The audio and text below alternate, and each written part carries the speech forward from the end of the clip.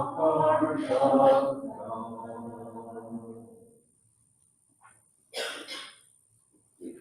The Holy Gospel of our Lord Jesus Christ according to John. Glory to you, Lord Christ. 6 days before the Passover, Jesus came to Bethany, the home of Lazarus, whom he had raised from the dead. There they gave a dinner for him. Martha served, and Lazarus was one of those at the table with him. Mary took a pound of costly perfume made of pure nard, anointed Jesus' feet, and wiped them with her hair. The house was filled with the fragrance of the perfume.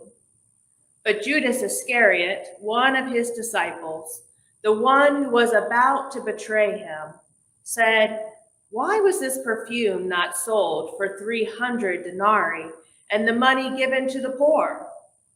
He said this not because he cared about the poor, but because he was a thief. He kept the common purse and used to steal what was put into it. Jesus said, "Leave her alone. She bought it so that she might keep it for the day of my burial. You always had the poor with you, but you do not always have me." The Gospel of our Lord. Praise to you, Lord Christ. I am here in the soul of God. God is here in the soul of me. Like the flame in the fire and the fire in the flame. I am here in the soul of God. Please be seated.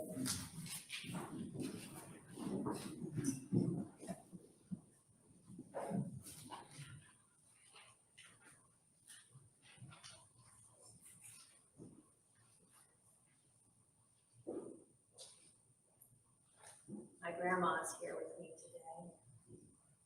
I can smell it. It's like I smell our passage today.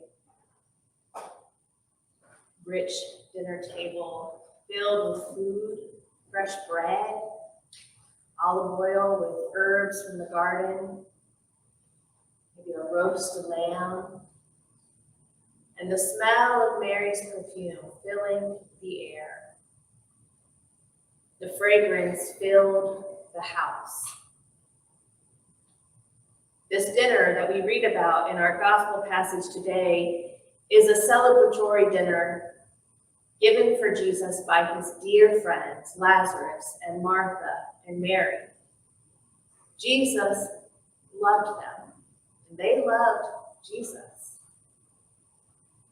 See, not too far back in the passage of John anyway, Lazarus had gotten really sick. Jesus wasn't there, and Lazarus had died. And 3 days after he died, Jesus came to the house of Martha and Mary. And Mary and Martha are like, "Jesus, if you had been here, my brother would not have died." And Jesus stood with Mary, and I can see them just holding hands and weeping together, because the one that they dearly loved was dead.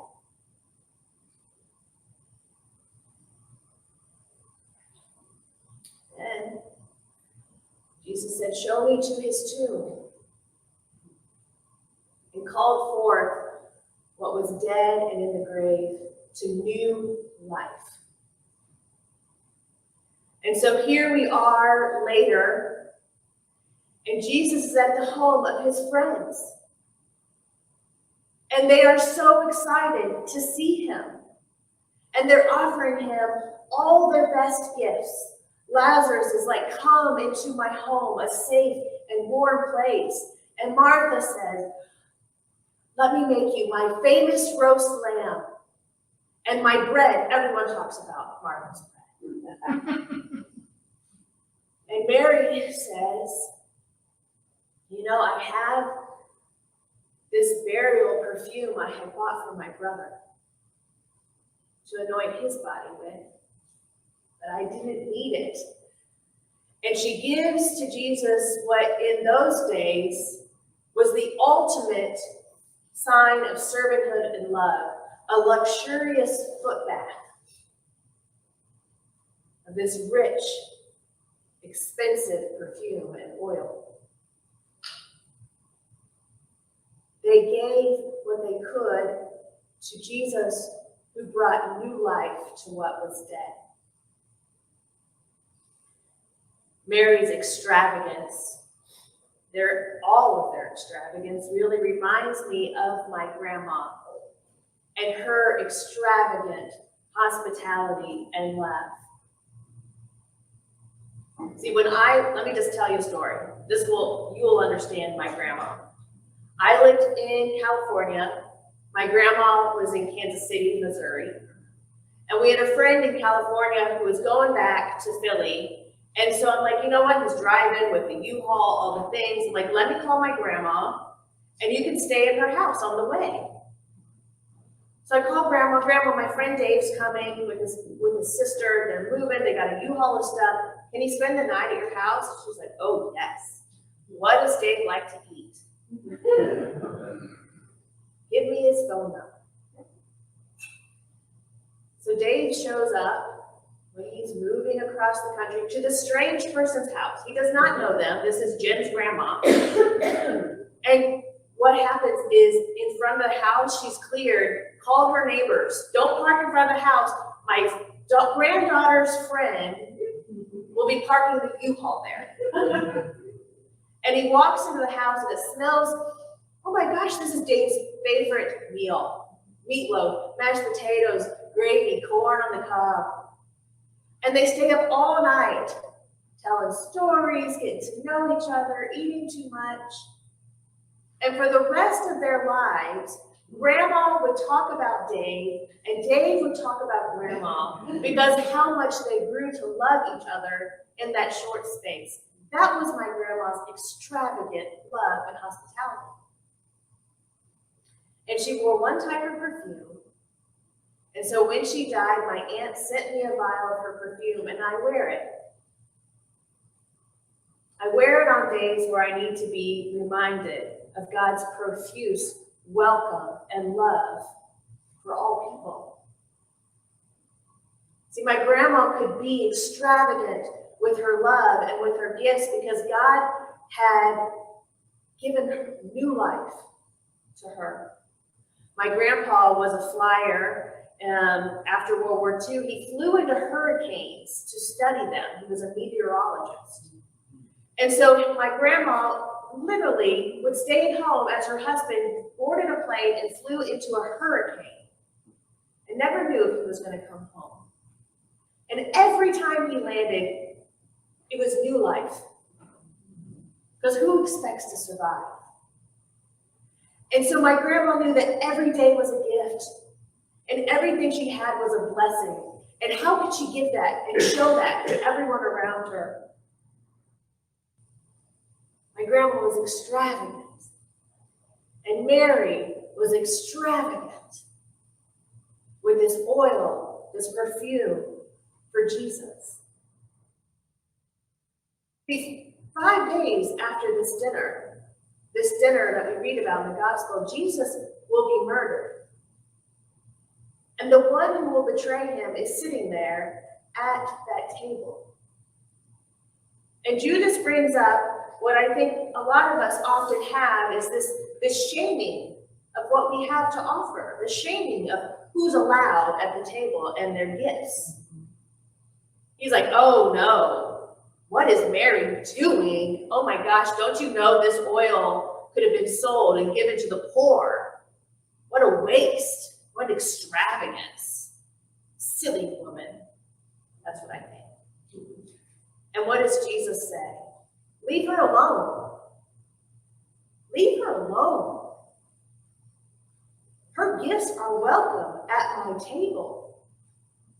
And Jesus doesn't say it, but this is what I understand. Judas is welcome at Jesus' table. Judas, the one who is about to betray him, Judas is allowed at the table.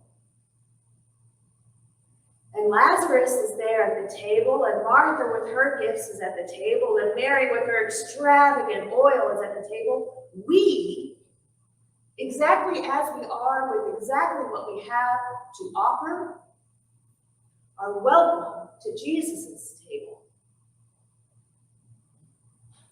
Your gifts, what you have to give to the God who brings new life to what was dead. Your gifts and your presence are welcome at this table. Welcome in this place. Jesus wants that. He wants all of you. We can't be too much for Jesus. We can't be too excited. Come. Come. What do you have? Come. I would not be standing here today if it wasn't for the gift a woman had sitting at the soccer field watching her son play soccer. She saw another woman sitting at the soccer field watching her grandson play soccer. And they start talking.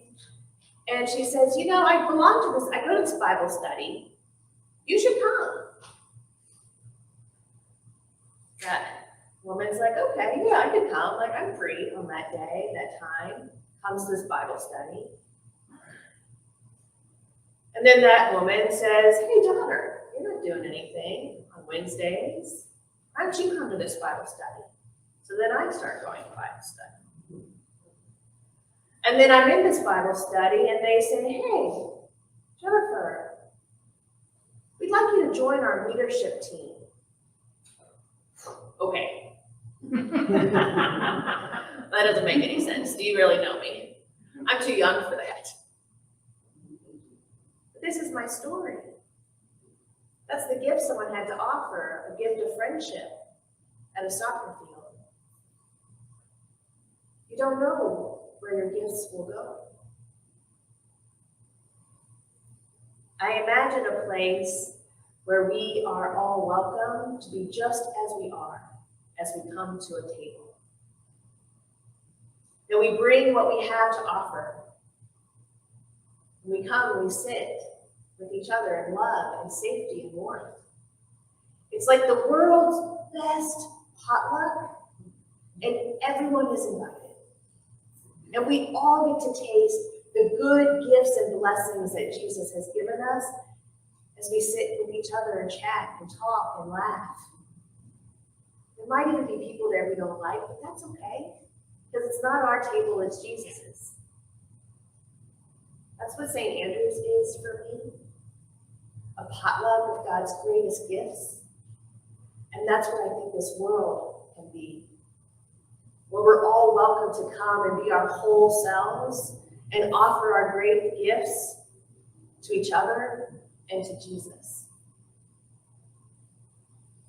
And we're a place where people, when they see us, are reminded of God's extravagant love and hospitality, just like your grandma's cooking. That's the world I want to live in. Amen.